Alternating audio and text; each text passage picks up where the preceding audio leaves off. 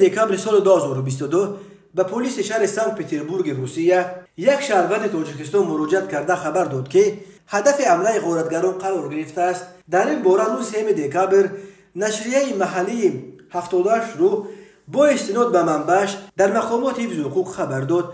به گفته جبر دیده شام جمعه 2 دکابر در نزد بنا در کوچه کراسناپوتیلوفسکایا در حدود ناحیه کیروف در مرکز شهر پترزبورگ 2 نفر ناشناس به او حمله کرده برویش از بلونچه گاز پوشیدند و خلطه پول را از دستش گرفته در یک ماشین رنگش خاکستر رنگ از جای حادثه فرار کردند. در خلطه این مهاجر تاجیک $300,000 پول داشته است. مهاجر تاجیک برای کمک به طبیبان نیز مراجعه کرده است. طبیبان تشخیص کردند که او از ناحیه هر دو چشمش زخم‌های سوخته درجه 1 برداشته است. در رابطه با این حادثه با اتهام غارتگری پرونده جنایتی گشودند. بنا به اطلاع نشریه دیگر محلی پتروگراد غارتگران نیز غالبا از تاجیکستانند. نشریه می‌نویسد که پلیس معاین کرده است که جنایتکاران به نزد جبر دیده در نزد بنای رقم 50 در کوچه کراسناپوتیلوفسکایا به پیش جبر دیده آمده خود را شناسان خویش و تبارش معرفی کردند. آنها سپس با بهانه صحبت این مرد را به یک ماشین تمغه لاده سوار کرده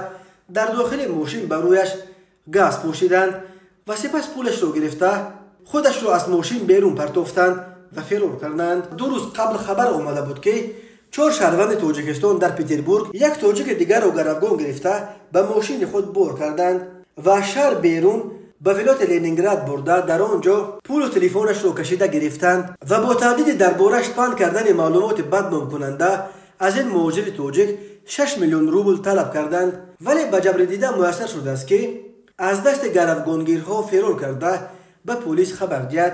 دادگاه نوعی فرونز شهر پترزبورگ اخیراً 4 نفر دستگیر شده در این پرونده روزنی و آدم ربایی داوود جان گلزاده، سنت الله شهاب‌الدینوف و برادران بیروژان و دلاور قادرزاده ها را تا 29 ژانویه سال 2023 به حبس پیشکی گرفتند.